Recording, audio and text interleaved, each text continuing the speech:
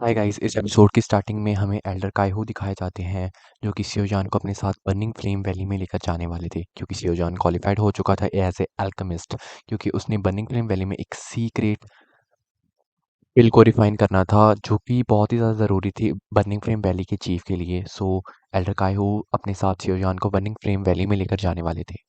हमारे शिवयान के लिए ये जो बर्निंग फ्लेम वैली तक की ट्रिप है वो बहुत ही ज़्यादा बेनिफिशियल रहने वाली है, क्योंकि शिवयान भी बर्निंग फ्लेम वैली में जाना चाहता था, क्योंकि उसके पास स्काई फायर 3 मिस्ट्री चेंज की एक नाम की एक टेक्निक है जो कि उसकी स्ट्रेंथ कुछ समय के लिए इंक्रीज कर देती है। शिवयान के पास उस टेक्निक का सिर्फ एक पहला ही चेंज है, लेकिन वो बर्निंग फ्लेम वैली में उसके पास एक चांस था ताकि वो तीनों के तीनों चेंजेस को ऑब्टेन कर सके। इसी लालच की वजह से वो तैयार हो जाता है बर्निंग फ्लेम वैली जाने के लिए, और वो एल्ड्रकाइहो के साथ एक बड़े से फीनिक्स पर बैठ जाता है और तेज़ी से बर्निंग फ्लेम वैली की तरफ ट्रैवल करना शुरू कर देता है। बर्निंग फ्लेम वैली यहाँ से कुछ ज़्यादा दूर नहीं थी, करीब 4 से 5 घंटे की कंटिन्यू ट्रैवलिंग के बाद शिवयान और एल्ड्रकाइहो बर्निंग फ्लेम वैली के बाहर पहुँच जाते हैं। बर्निंग फ्लेम वैली के बाहर पहुँचने के बाद वहाँ पर एक अनयूजुअल सील लगी हुई थी जो कि बाहर से हमें अंदर का बिल्कुल भी कोई सीन दिखाई नहीं दे रहा था, लेकिन जैसे ही एल्ड्रकाइहो उस शील्ड को हटाते हैं, अंदर से बर्निंग फ्लेम वैली बहुत ही ज़्यादा खूबसूरत और ब्यूटीफुल लग रही थी, जो कि बहुत ही ज़्यादा देखने में इंटरेस्टिंग थी। एल्डर काइहो बताते हैं कि जो इसके बाद एल्डर काइहो बताते हैं कि जो हमारे पेरी चीफ हैं वो एक अल्केमिस्ट बनना चाहते थे, लेकिन वो एक अल्केमिस्ट बन नहीं पाए।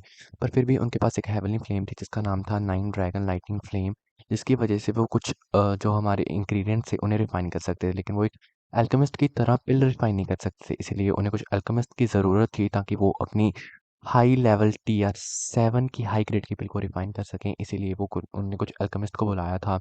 वो बताते हैं, उसके बाद वो सियोजान को एक बड़े से गेट के सामने ले जाते हैं जो कि होने वाला था उनका हॉल। उसके बाद जैसे ही एल्डर काइहो उस गेट को ओपन करते हैं, वहाँ पर अंदर का टेम्परेचर बहुत ही ज़्यादा हाई होता है, क्योंकि जो हमारे वैली चीफ होते हैं उनका नाम होता है बेसिकली टैन जैन, और वो बहुत सारे अल्केमिस्ट का टेस्ट ले रहे थे ताकि वो उनकी फ्लेम को एंड्योर कर पाएँ और उसके बाद वो उस पिल को रिफाइन कर पाएँ। लेकिन बहुत सारे अल्केमिस्ट वहाँ पर फेल हुए जा रहे थे।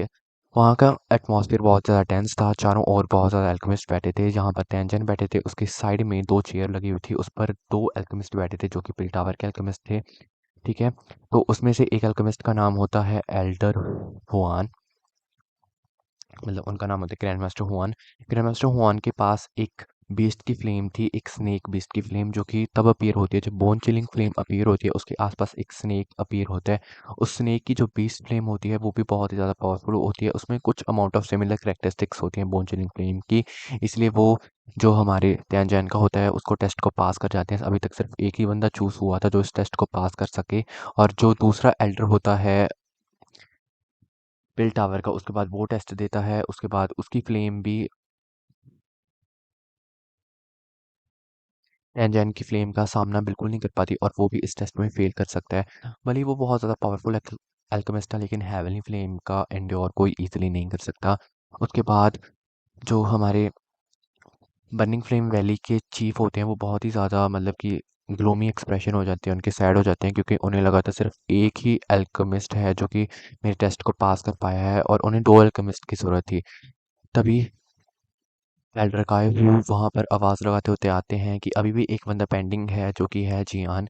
देन जियान आता है, देन अलग अलग अल्केमिस्ट उस पर कमेंट करने लगते हैं। एक अल्केमिस्ट कहता है कि ये यंग सा लड़का दिखने वाला बिल्कुल भी इस टेस्ट को पास नहीं कर पाएगा, क्योंकि ये बहुत ज़्यादा यंग है, और आपको लगता है कि कोई गलती हुई है एल्डर का कायहू, क्योंकि ये लड़का बहुत ज़्यादा यंग है और मुझे नहीं लगता कि ये इस टेस्ट को भी पास कर पाएगा। लेकिन सियोयान उन सब की बातों को इग्नोर करता हुआ आगे बढ़ जाता है और वो कहता है कि वैली चीफ आप मेरा टेस्ट लो। उसके बाद वैली चीफ अपनी फ्लेम को रिलीज़ करते हैं। उसके बाद जियान के हाथ में एक आ जाता है एंग्री बुड्ढा लोटस। सभी उस एंग्री बुड्ढा लोटस को देखकर हंस रहे थे, क्योंकि वो एंग्री बुड्ढा लोटस बुड्ढा लोटस का टेम्परेचर बहुत ही कम था। कोई ऐसे सोच भी नहीं सकता था कि ये 9 ड्रैगन लाइटनिंग फ्लेम के टेम्परेचर को एंड्योर कर पाएगा, क्योंकि ये इसका टेम्परेचर इतना कम था, ड्यूक्यू से क्रिएट करी गई फ्लेम से भी कम इसका टेम्परेचर था। लोग सोच रहे थे कि पता नहीं जियान इसको इतना ज़्यादा सप्रेस क्यों कर रहा है, लेकिन जियान धीरे से उस एंग्री बुद्धा लोटस को अपने हाथों से छोड़ देता है। सभी लोग उससे पर हंस रहे थे, क्योंकि उन्हें लगता था कि ये कुछ भी नहीं कर पाएगी, लेकिन वो धीरे से उस एंग्री बुद्धा लोटस को उस हेवनली फ्लेम्स के अंदर फेंक देता है, और अचानक धीरे से वो जो एंग्री विद द लॉटस हो जाता है वो उन 9 ड्रैगन लाइटिंग फ्लेम के अंदर एंटर कर जाता है। एंड वहाँ पर वो एंग्री बुद्धा लोटस सेंटर में आ जाता है। अचानक ही जितने भी 9 ड्रैगन वहाँ पर थे वो इस एंग्री बुद्धा लोटस से दूरी बनानी शुरू कर देते हैं, क्योंकि एंग्री बुद्धा लोटस की पावर बहुत ही ज़्यादा थी। एंग्री बुद्धा लोटस के वो पहले आस-पास आते हैं और अचानक ही पीछे चल जाते हैं। उसके बाद वो एंग्री बुद्धा लोटस के दोबारा पास आते हैं, लेकिन उसके इतनी पास नहीं आते। उसके बाद वो उसके आस-पास गोल-गोल घूमने लगते हैं।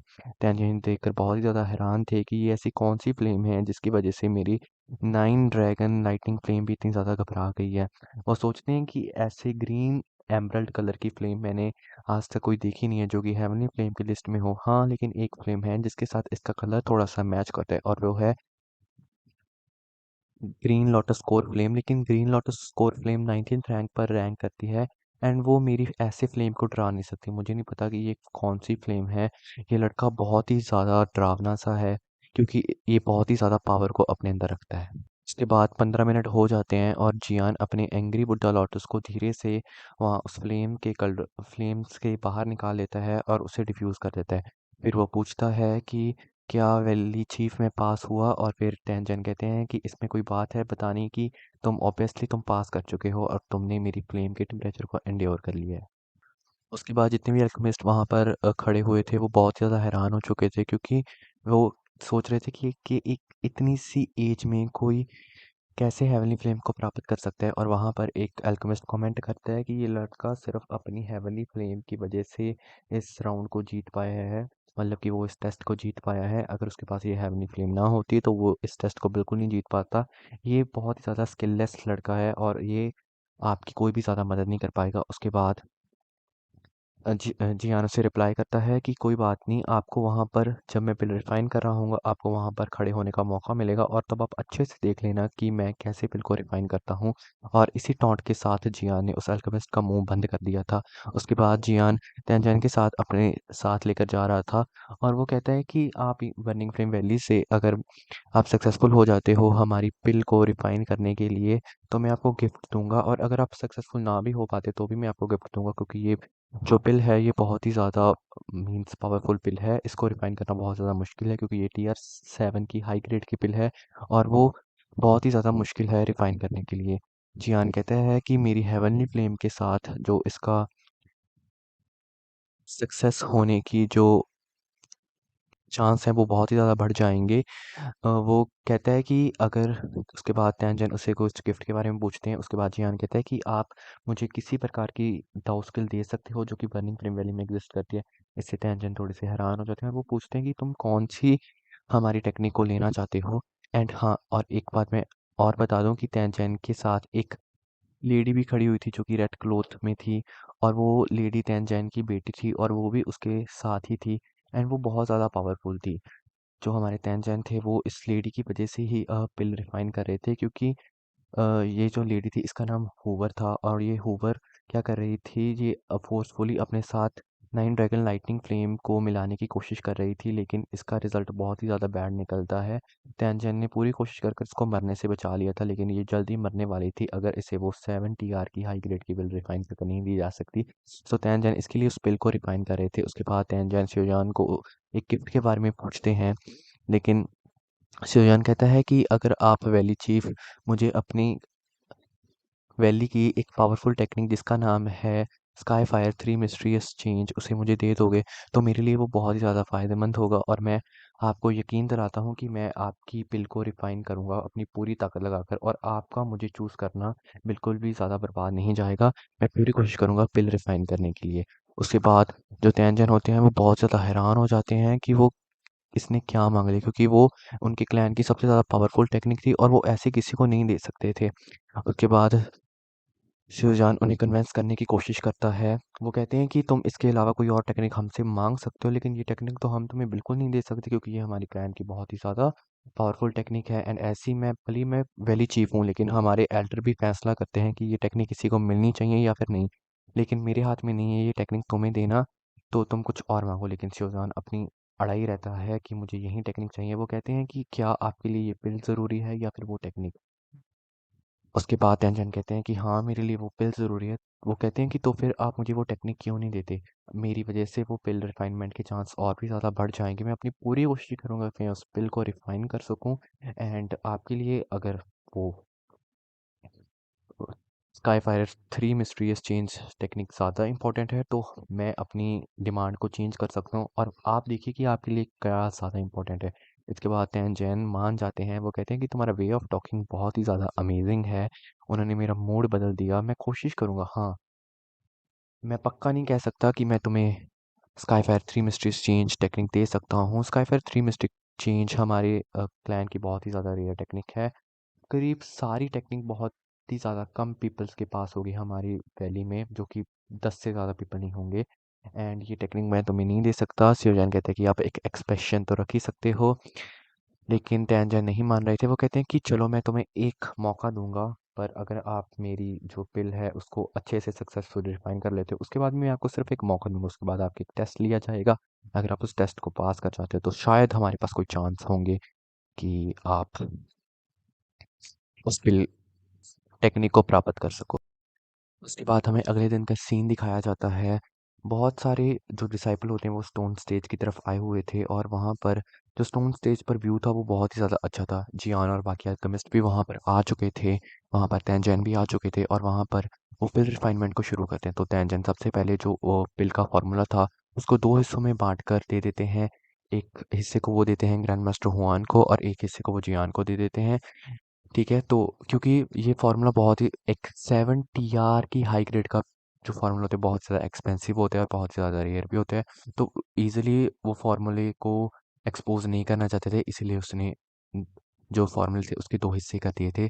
सो दोनों ही अपनी आइज़ को क्लोज़ कर लेते हैं और अच्छे से उस फ़ॉर्मूले को स्टडी करते हैं। अच्छे से फ़ॉर्मूले को स्टडी करने के बाद वो पिल रिफाइनमेंट को शुरू करते हैं। देन टेंजन अपनी 9 ड्रैगन लाइटनिंग फ्लेम को बाहर निकालते हैं, और सबसे पहले वो अपनी स्पेस रिंग से कुछ इंग्रेडिएंट्स निकालते हैं। जैसे वो इंग्रेडिएंट्स बाहर आते हैं, अचानक ही इंग्रेडिएंट्स की स्मेल पूरे आसपास में फैल जाती है, क्योंकि वो इंग्रेडिएंट बहुत ज़्यादा रेयर थे एंड वो बहुत ज़्यादा बेनिफिशियल थे। उसके बाद त्यानजैन एक कल्ड्रन में, एक बड़ा सा कल्ड्रन में उस सारे इंग्रेडिएंट्स को डाल देते हैं, और उसके बाद अपनी फ्लेम्स की वजह से उन्हें रिफाइन करना शुरू कर देते हैं। 10 दिनों के बाद जो इंग्रेडिएंट्स थे वो फाइनली, उसके बाद जियान कहते हैं कि आगे का काम हमारा है और आप वैली चीफ आप रेस्ट ले सकते हो, आगे का काम मेरा है।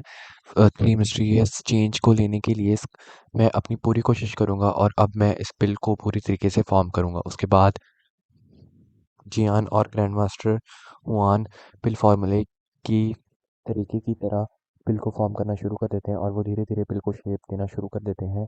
उसके बाद तैनजन कहते हैं कि अब बाकी की पिलर रिफाइनमेंट इन दोनों के ऊपर डिपेंडेंट होती है। अगर ये दोनों सक्सेस करते हैं तो मेरे लिए बहुत ज़्यादा बेनिफिशियल होगा। जियान और ग्रैंड मास्टर हुआन पूरी तरीके से अपनी पूरी ताकत लगाते हुए इस पिल को रिफाइन कर रहे थे, लेकिन जो ग्रैंड मास्टर हुआन है उन्हें थोड़ी सी दिक्कत महसूस हो रही थी इस बिल को रिफाइन करने के लिए। लेकिन वहीं पर जियान पूरा ऐसे तंदुरुस्त खड़ा था और अब पूरी तरीके से उस बिल को रिफाइन करने की कोशिश कर रहा था।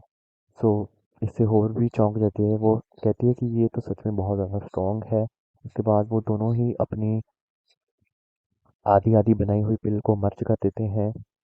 उसके बाद जो मर्जर होता है वो सक्सेसफुल हो जाता है। उसके बाद कुछ होवर कहते हैं कि कुछ गलत तो नहीं हुआ। उसके बाद अचानक ही जो ग्रैंड मास्टर हुआन है वो बहुत ही ज़्यादा फ़ोन की उल्टियाँ करते हुए पीछे को गिर जाते हैं, क्योंकि वो इससे ज़्यादा जो हमारी एंड्योर नहीं कर पाते, क्योंकि वो पूरी तरीके से एग्जॉस्ट हो चुके थे। उन्होंने अपनी पूरी ताकत लगा दी थी पिल को रिफाइन करने के लिए, लेकिन एंड में बहुत ही थोड़ा सा स्टेप रहता था पिल को रिफाइन करने के लिए, लेकिन एंड में वो अपनी पूरी कोशिश करते करते फिर भी फेल हो जाते हैं और पीछे जाकर गिर जाते हैं। अब सारा सक्सेस जो थी पिल की रिफाइनमेंट की वो जियान पर डिपेंड करती थी। जियान कहता है कि मेरी डिक्शनरी में हार नाम का शब्द तो लिखा ही नहीं हुआ है, मैं अपनी पूरी ताकत लगाऊंगा कि मैं इस पिल को रिफाइन कर सकूँ और इसे फॉर्म कर सकूँ। वो अपनी पूरी ताकत लगाता है और उस बिल को रिफाइनमेंट शुरू कर देता है। उसके बाद जियान लास्ट स्टेप को कंप्लीट करता है, जो कि होता है पिल फॉर्मेशन। उसके बाद एक अचानक ही पूरी एक लाइट रे हवा की तरफ जाती है। टेंशन बिल्कुल ज़्यादा शॉक हो चुके थे, क्योंकि ये एक सक्सेस थी, पिल पूरी तरीके से फॉर्म हो चुकी थी और वहाँ पर एक बहुत ज़्यादा पावरफुल पिल लाइटिंग आने लगती है। वो कहते हैं कि यान चाओ तुम जल्दी से डॉज कर दो, क्योंकि मैं हूँ, क्योंकि टेंशन है इस पे लाइटिंग को संभालने के लिए। लेकिन शिवयान वहाँ से बिल्कुल हटता नहीं है, वो बताता है कि आप वेट करो कि मैं इस पे लाइटिंग को फेस कर सकता हूँ। अचानक ही वो एक अपनी अर्थ डीमन पपेट को बाहर निकाल लेते हैं। अर्थ डीमन पपेट सारी की सारी पिल लाइटनिंग को ऑब्जर्व करना शुरू कर देते हैं, क्योंकि अर्थ डीमन पपेट पिन लाइटनिंग को अब्सॉर्ब कर ज़्यादा पावरफुल हो सकता है। जियान कहता है कि TR7 हाई ग्रेड की पिन लाइटिंग बहुत ही ज़्यादा पावरफुल होने वाली है, जो कि हमारे जो पपेट है उसको बहुत ही ज़्यादा फ़ायदा होगा अगर वो इस पिन लाइटिंग को ऑब्ज़र्व कर लेता है। तेंजन भी ये देखकर बहुत ज़्यादा शॉक हो जाते हैं कि जियान पपेट का इस्तेमाल कर रहा है पिन लाइटनिंग को रोकने के लिए, और ये पिन लाइटिंग पपेट के लिए बहुत ज़्यादा फ़ायदेमंद भी होने वाली है। उसके बाद अलग-अलग डायरेक्शन से जो हमारी लाइटनिंग है वो जियान की तरफ आने लगती है, लेकिन वहीं पर डीमन पपेट दीवार की तरह उसके सामने सामने खड़ा हो जाता है और वो सारी पिन लाइटनिंग को ऑब्जर्व करना शुरू कर देता है। उसके बाद बहुत सारी इकट्ठी पिन लाइटनिंग आती है और अर्तिमन पपेट की तरफ आने लगती है, लेकिन अर्तिमन पपेट की बॉडी पर भी थोड़ा सा क्रैक आने लगते हैं, लेकिन अर्तिमन पपेट उस पूरी पिन लाइटिंग को ऑब्जर्व कर देता है और उसमें थोड़ी सी एडवांसमेंट भी हो जाती है। उसका सिल्वर ग्लो और भी ज़्यादा बढ़ जाता है और उसमें थोड़ा थोड़ा सा जो गोल्ड कलर का ग्लो आता है वो धीरे-धीरे आना शुरू कर जाता है, लेकिन ये बहुत ही ज़्यादा शॉर्ट टाइम के लिए आता है, लेकिन जियान इसे ऑब्ज़र्व कर लेता है। उसके बाद अर्थ डेमन पपेट जियान के सामने आ जाता है। जियान उसे दोबारा अपनी स्पेस स्टोरिंग में बुला लेता है। फिर जियान पूछते हैं कि यानशाओ कि तुम ठीक हो? वो कहता है कि हाँ, मैं ठीक हूँ, लेकिन मैं मिशन फेल नहीं हुआ है। मैंने सक्सेसफुली जो पिल है उसे रिफाइन कर दिया है, TR7 की हाई ग्रेड पिल को। वो कहते हैं लीजिए आपकी फायर बुतिस्टा पिल। जिसे टेंशन देखकर बहुत ज़्यादा खुश हो जाते हैं और वो कहते हैं कि तुम्हारा बहुत बहुत थैंक्स कि तुमने हमारे लिए इस पिल को रिफाइन कर लिया। उसके बाद जियान अचानक ही नीचे गिर जाता है। उसके बाद टेंशन कहते हैं कि यानशाओ क्या हुआ? उसके बाद वो कहता है कि मैं थोड़ा-सा एग्ज़ॉस्ट हो चुका हूँ इस पिल को रिफाइन करने के लिए। उसके बाद हमें सुयान को दिखाया जाता है जो कि एक बिस्तर पर आराम से लेटा हुआ था। इससे आगे का एपिसोड आपको हमारी नेक्स्ट वीडियो में देखने को मिलेगा। हमने यहाँ तक डिस्कस कर लिया है कि कैसे जो हमारा जियान है उसने बड़ी मुश्किल से TR7 की हाई ग्रेड की पिल को रिफाइन किया। एंड में जो हमारे ग्रैंड मास्टर हुआन थे वो भी घिर गए थे पीछे, वो भी एग्जॉस्ट हो चुके थे, लेकिन लास्ट में अकेले जियान ने TR7 की हाई ग्रेड की पिल को रिफाइन करके दिखाया है। और अगले एपिसोड में हम देखेंगे कि Jian sky fire three mysteries change को ऑब्टेन कर पाता है क्या नहीं। क्या एल्डर उसे मजदूरी देंगे कि तुम sky fire three mysteries change को ऑब्टेन कर सको या फिर नहीं, वो देखेंगे हम अगले एपिसोड में। सो अगले एपिसोड तक का इंतज़ार करने के लिए आप हमारे चैनल को सब्सक्राइब कर दो और साथ बेल आइकन को भी दबा दो। जैसे वो एपिसोड आएगा आपको तभी पता चल जाएगा। सो अगर आपको ये एक्सप्लेनेशन पसंद है हो तो वीडियो को भी लाइक कर देना और हमारे चैनल को याद से सब्सक्राइब कर देना। Thank you for watching. तब तक के लिए बाय।